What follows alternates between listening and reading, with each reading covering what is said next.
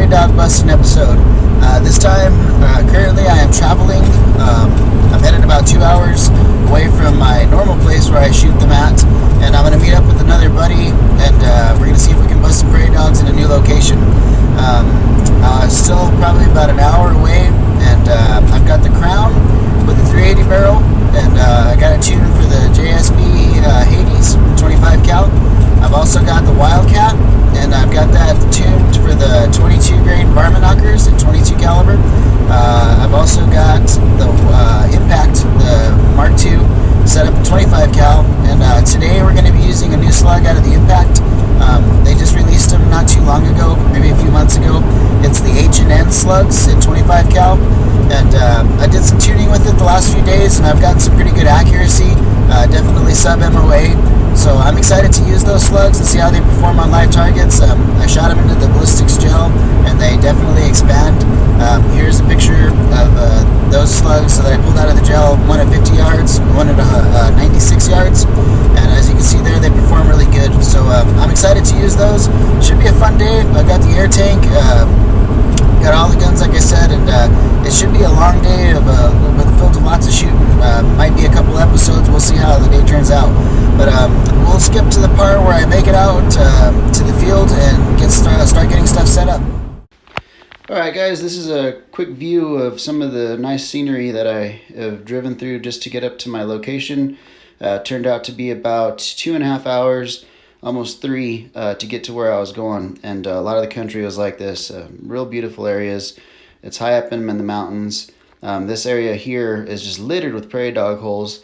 And it's up above 10,000 foot elevation, so it's up pretty high in the ponderosa pine forest. There's all kinds of trees, but let's get back to the action. Hey, what's up guys? I finally made it out to the prairie dog spot, and driving up here is a beautiful country. We made it, and we're overlooking the field right now, coming up with the plan of kind of where we're going to get set up, and we're going to get our gear set up in that location whenever we figure out where we're going. We'll probably do about a 100-yard walk to get stuff set up, but let me just show you guys the area here. It's very nice up here. This is some of this land over here was a volcano at one point, a long time ago, and I don't know if you guys can hear them. I'll be quiet. Off in the distance you can hear the prairie dogs. This is the whole field is just littered with mounds, so we're gonna try and get set up and see what we can get accomplished for the day. So stay tuned. Alright, we made it to our spot. We're gonna get the gear set up for the first part of the morning. I'm gonna be using the FX Impact. I've got it set up shooting these. I'll show you a picture of the slugs. Here's the slugs. This is the 25 cal 36 grain H&N slugs. They just came out not too long ago, and the Impact is shooting them pretty good right now. And let me get the gun set up. If you guys want a full list of details, I'll leave the description and specs in the description. So just check that out, and you'll find all the information for getting this tune and what all I'm using. So let's skip to the action where we start shooting.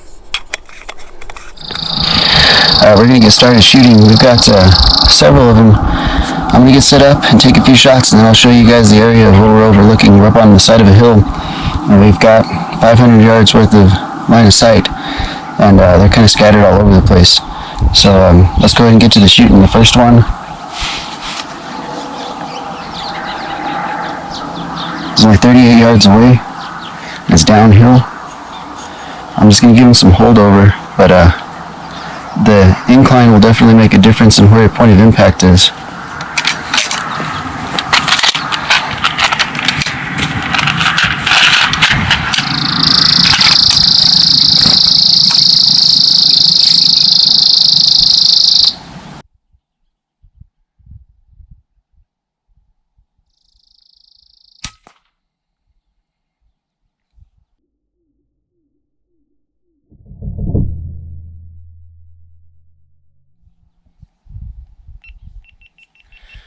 Alright, first one down, nailed him right in the head. There's a little group of them there. We'll probably see if we can pick off a few of them.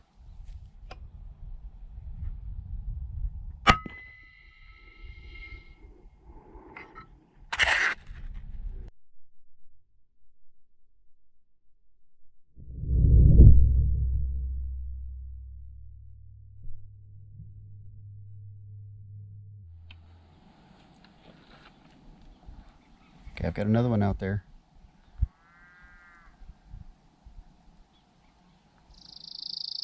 "35 yards.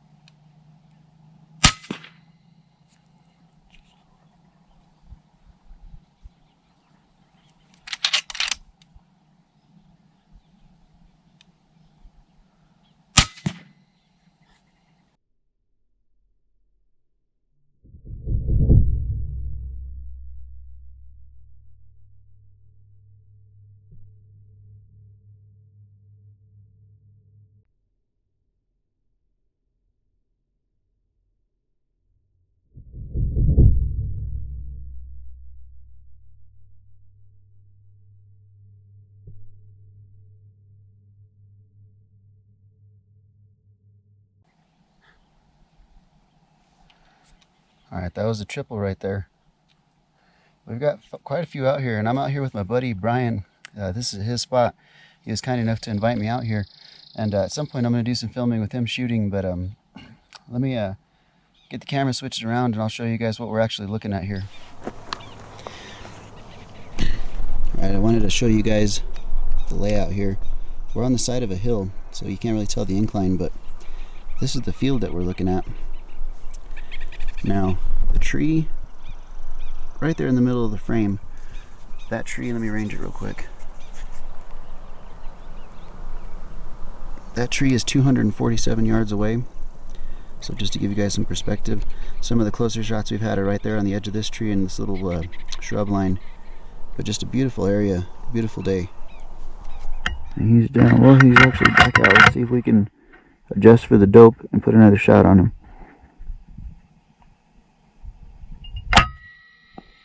Nailed him.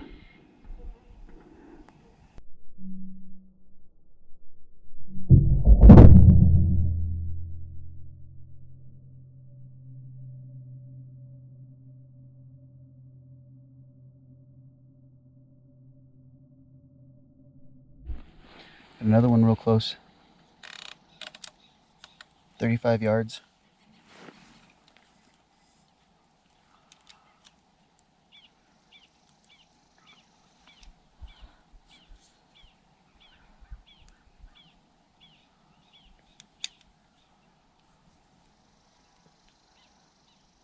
He's barely,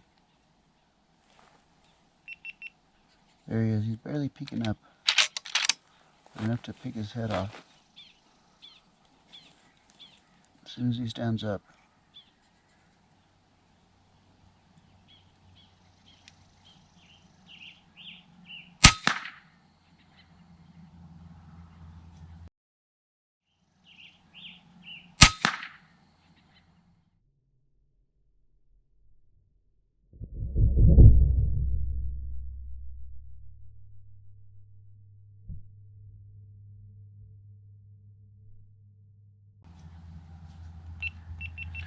Alright, drilled that guy in the head, 35 yards.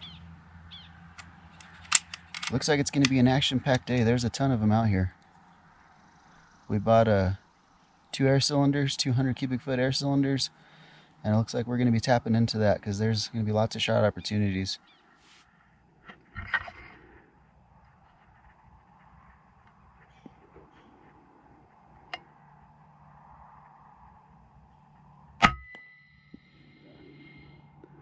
Right in the head.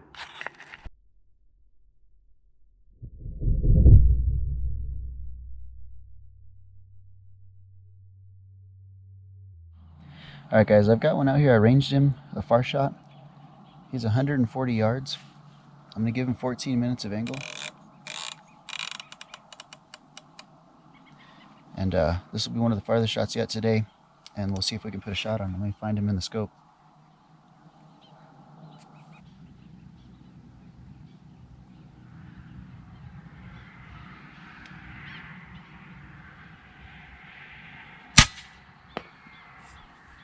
Alright, dropped him. There's another one poking his head out.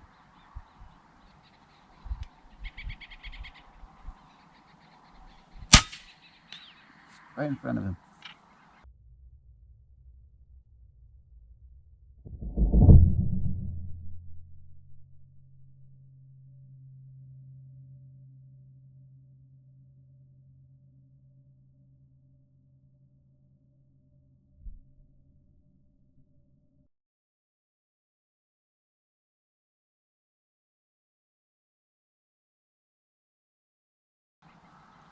Okay, so that was 140 yards. Just knocked him out of his hole. The slug's obviously still expanding at that distance.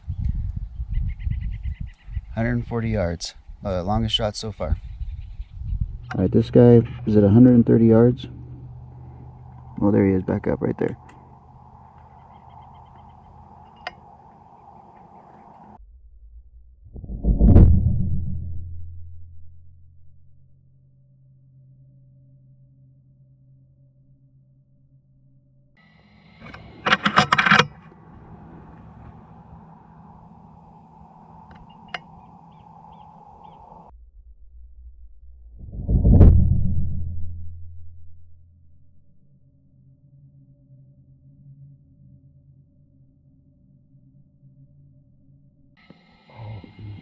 Nailed him.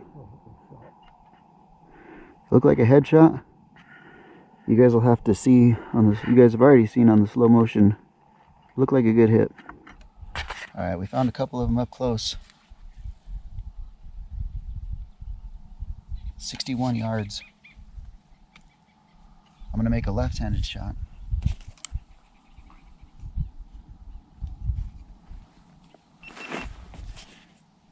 We got two of them. One of them was running. We're gonna go for the one that's trying to get away.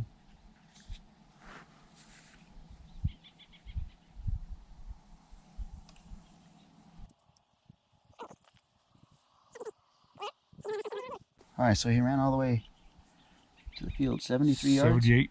78.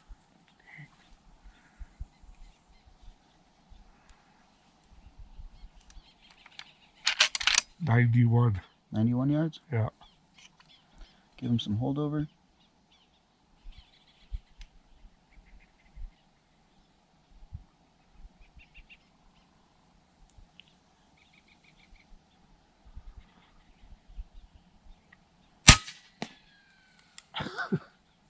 There he is, dead.